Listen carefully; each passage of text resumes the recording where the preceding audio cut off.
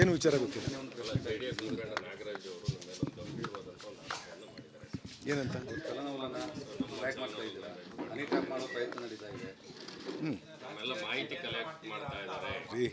ಯಾವನೋ ಚಿಲ್ಲರೆಗಳು ಹೇಳಿದ್ಕೆಲ್ಲ ಬಂದಂತ ಕೇಳ್ತೀರಿ ಹೇಳ್ರಿ. ಆ ಚಿಲ್ಲರೆಗಳು ಹೇಳೋದಕ್ಕೆಲ್ಲ ನಾನು ರಿಯಾಕ್ಟ್ ಮಾಡಲಾ? ಸರಿ, ಅವ್ನು ಯಾರೋ ಚಿಲ್ಲರೆ ಹೇಳೋದಕ್ಕೆಲ್ಲ ನಾನು ರಿಯಾಕ್ಟ್ ಮಾಡಲಾ?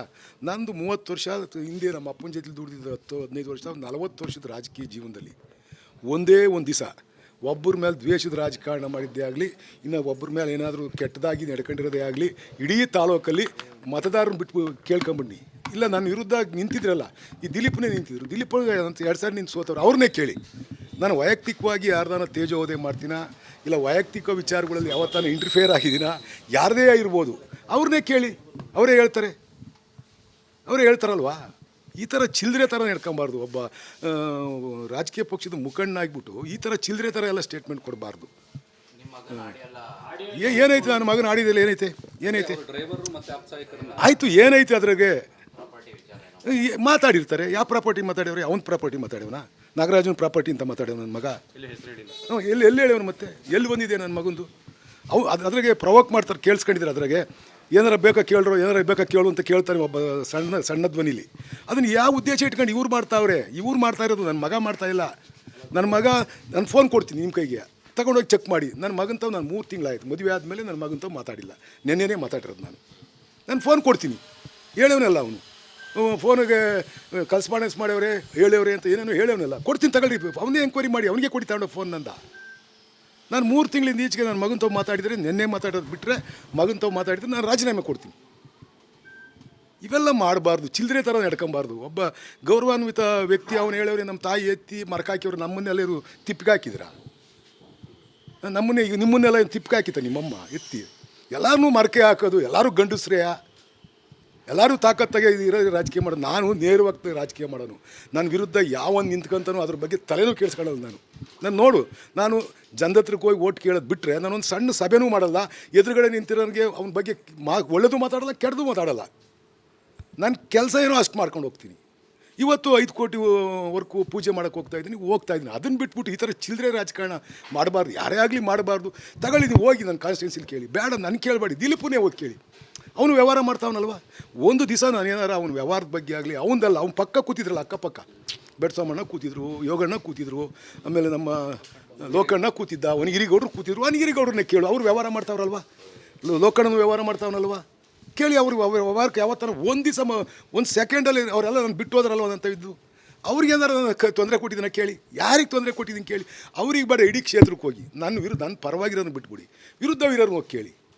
ಯಾವತ್ತಾನ ಈ ಥರ ಕೆಟ್ಟ ರಾಜಕಾರಣ ನಾನು ಜೀವನದಲ್ಲಿ ಮಾಡಿದ್ದೀನಿ ಅಂತ ಕೇಳಿ. ನಾನು 1 ಸೆಕೆಂಡ್ ಯಾರೋ ಒಬ್ಬರು ಹೇಳಿದ್ರು 1 ಸೆಕೆಂಡ್ ರಾಜಕೀಯದ ಮುಂದುವರಿಯಲ್ಲ. ರಾಜೀನಾಮೆ ಕೊಟ್ಟು ಮನೆಗೆ ಹೋಗ್ತೀನಿ ನಾನು. ಇಲ್ಲೇನು ಯಾವ ಹನಿ ಟ್ರಾಪ್ ರೀ? ಯಾಕ್ರಿ ಮಾಡೋಕೆ ಹೋಗ್ಯಾರೆ? ಏನು ಹನಿ ಟ್ರಾಪ್ ಮಾಡ್ತಾರೆ? ಐತೆ ಅದೇ ಯಾವ ತೋರ್ಸಪ್ಪ, ಅವ್ನು ಆ ಥರ ಮಾತಾಡೋದು ಇದ್ದಿರು ತೋರಿಸಿ. ಅವನು ಹೇಳ್ತಾನೆ ತಲೆ ಕೆಟ್ಟನು, ಏನೇನೋ ಬಗಳಿದ್ಕೆಲ್ಲ ನಾವು ಆನ್ಸರ್ ಮಾಡೋಕ್ಕಾಗುತ್ತಾ?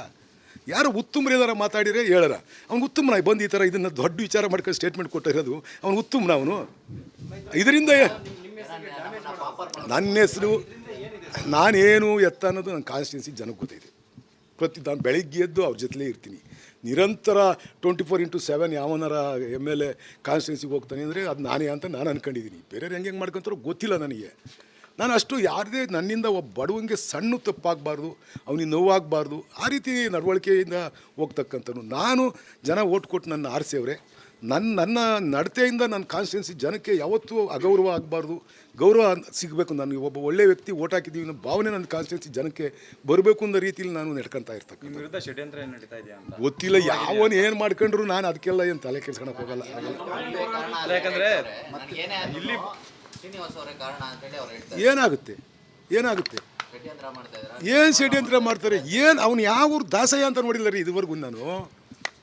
ಅವನು ಯಾವನು ಎಲ್ಲಿ ಓಡಾಡ್ತಾನೆ, ಎಲ್ಲ ಅವನಿಂದ ನಾನು ತಲೆ ಕೆಡ್ಸ್ಕೊಳಕ್ಕೆ ಹೋಗಲ್ಲ. ಗೊತ್ತಿಲ್ಲ ನನಗೆ, ಅವನ್ನೇ ಕೇಳಿ. ಯಾಕೆ ಮಾಡಿ ಆಯ್ತು ಕರೆಸಿ, ಎದುರುಗಡೆ ಕರೆಸ್ಬಿಡಿ, ಎದುರುಗಡೆ ಕರೆಸ್ಬಿಡಿ. ಅವನದು ಮೊಬೈಲ್ ತಗೊಳ್ರಿ, ನಂದು ಮೊಬೈಲ್ ತಗೊಳ್ಳಿ. ಸರ್ ಅದು ಏನೋ ಗೊತ್ತಿಲ್ಲ ನನಗೆ, ಅದ್ರ ಬಗ್ಗೆ ಏನೂ ಗೊತ್ತಿಲ್ಲ. ನನ್ನ ಅದ್ರಾಗೆ ಮಗಂಗೆ ಹೇಳಿ ಮಾಡ್ಯವ್ರಿ ಅವು ಇವು ಅಂತ ಹೇಳವ್ನಿ. ನಾನು ಮಗನ ವಿಚಾರಿಸ್ಕೊಂಡೆ. ಅವನು ಯಾರೋ ಡ್ರೈವರು ಡೆಡಿ ಬಂದಿದ್ದ, ನಾನು ಅವನು ಡ್ರೈವರ್ ಆಗಿದ್ದ, ನಾನೊಂದು ಹುಡುಗಿ ಪ್ರೀತಿಸ್ತಿದ್ದೆ. ಆ ಹುಡುಗಿಗೆ ಮದುವೆ ಮಾಡ್ಕೊಳಕ್ಕೆ 5 ಲಕ್ಷ ಕೊಡ್ತೀನಿ ಅಂತ ಹೇಳಿದ್ದ. ಎಂ ಪಿಗೆ ಎಲೆಕ್ಷನ್ ತನಕ ಕೊಡ್ತೀನಿ ಅಂತ ಎಂ ಪಿ ಎಲೆಕ್ಷನ್ ಆದಮೇಲೆ ನಾನು ತೆಗೆದಾಕ್ಬಿಟ್ಟ. ನನಗೆ ಮದುವೆಗೆ ಮಾಡ್ಕೊಳಕ್ಕೆ ಕಾಸು ಕೊಡಿ ಅಂತ ಕೇಳ್ದೆ ಡ್ಯಾಡಿ. ನಾನು ಬಾಂಬೆಲಿದ್ದೆ, ಬತ್ತೀನಪ್ಪ, ಬಂದು ನಮ್ಮ ತುಮಕೂರಿಗೆ ಹೋಗಿ ಮಾತಾಡ್ತೀನಿ ಅಂತ ಹೇಳಿದೆ. ಅಷ್ಟು ಬಿಟ್ಟರೆ ನನಗೆ ಬೇರೆ ಥರದ್ದು ಏನು ಗೊತ್ತಿಲ್ಲ ಡ್ಯಾಡಿ ನನಗೆ ಅಂತ ಅವನು ಹೇಳ್ದ. ಅವ್ರಿಗೆ ಹೋಗಿರೋದು ನಿಜ, ಅವರೇ ಸಂಪರ್ಕ ಮಾಡ್ಯವ್ರೆ. ಆಮೇಲೆ ಯಾರೋ ಅವ್ನು PF ಏನೋ ನನಗೆ ಗೊತ್ತಿಲ್ಲ, ಅವರೇ ಸಂಪರ್ಕ ಮಾಡ್ಯವ್ರೆ. ನೀವು ಕೇಳಿ, ಆಡಿಯೋದಲ್ಲಿ ಕೇಳಿ, ಇನ್ನೇನಾರು ಬೇಕಾ ಕೇಳ್ರು ಅಂತ ಮೇಲೂ ಧ್ವನಿಯಲ್ಲಿ ಮಾತಾಡ್ಯವ್ರೆ. ಹಂಗೆ ಮಾತಾಡೋರು ಅಂದ್ರೆ ಇವ್ರ ಉದ್ದೇಶ ಏನೈತೆ, ಇವನ ಉದ್ದೇಶ ಏನೈತೆ? ಇವನೇ ನನ್ನ ಮಗನ ತಗ ಕಳಿಸಿರೋದಲ್ವಾ ಅಲ್ವಾ? ತೆಗೆದು ನೋಡಿ ನೀವು, ಹಂಗೆ ಕಾಣಿಸ್ತಾ ಇರೋದು ನನಗೆ. ಈಗ ಆಯ್ತು ನಾನೇನು ಮಾಡಲ್ಲ. ಕಾನೂನು ಹೋರಾಟ ಏನಾದ್ರು ಇದಕ್ಕೆ ಅಲ್ಲಿ ಯಾವನ್ರಿ ಇವನು ರೀ, ಯಾರ ಬಗ್ಗೆ ಮಾಡನ್ರಿ? ಅಲ್ಲ, ನೀವು ಪಿಸ್ಮಾತ ನೀವು ಕೇಳ್ರಿ ನೀವು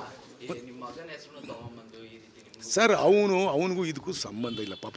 ಅವನು ಪಾಡಿಗೆ ಅವ್ನು ಮದುವೆ ಮಾಡ್ಕೊಂಡವನೇ, ಹನಿಮೂನಮ್ ಮಾಡ್ಕೊಂಡು ತಿರುಗಾಡ್ತಾವನೆ. ನಾವು ಅವನಿಗೆ ಡಿಸ್ಟರ್ಬ್ ಮಾಡಬಾರ್ದು ಅಂತ ಹೇಳ್ಬಿಟ್ಟು ನಾನು 3 ತಿಂಗಳಿಂದ ಒಂದು ಫೋನ್ ಹಾಕಿಲ್ಲ. ನೆನೆನೇ ಅವ್ನು ಫೋನ್ ಹಾಕಿರೋದು. ನನಗೆ ಅವ್ನು ಸಿಕ್ಕೇ ಇಲ್ಲ. ಮಾಡಬಾರ್ದು, ಈ ಥರ ಎಲ್ಲ ಮಾಡಬಾರ್ದು. ರಾಜಕೀಯ ಮಾಡಲಿ, ಅವನೇ ಹೇಳವನೆಲ್ಲ ನೇರವಾಗಿ ಎದುರಿಸ್ತೀನಿ, ನಾನು ಹೊಡೋಗ್ಬಿಡ್ತೀನಿ, ನಾನು ಕದ್ದು ತಿರುಗ್ತಾ ಇದ್ದೀನಿ, ಅವನು ಅಲ್ಲಿ ಬರ್ತಾವನೇ ಕದ್ದು ಹೋಗ್ತಾ ಇದ್ದೀನಿ. ನಾನು ಇಂಥವ್ರನ್ನೆಲ್ಲ 8 ಜನ ನೋಡಿದ್ದೀನಿ ನಾನು ರೀ, ಇಂಥವ್ರನ್ನೆಲ್ಲ 8 ಜನ ನೋಡಿದ್ದೀನಿ. ಮಾಡಲಿ, ಪ್ರಜಾಪ್ರಭುತ್ವ ವ್ಯವಸ್ಥೆಯಲ್ಲಿ ನಮಗೆ ಅಧಿಕಾರ ಕೊಡ್ತಕ್ಕಂಥವ್ರು ಜನ, ಅಲ್ಟಿಮೇಟ್ ಜನನೇ ಅಧಿಕಾರ ಕೊಡ್ತಕ್ಕಂಥವ್ರು, ಮತದಾರ ಬಂಧುಗಳು.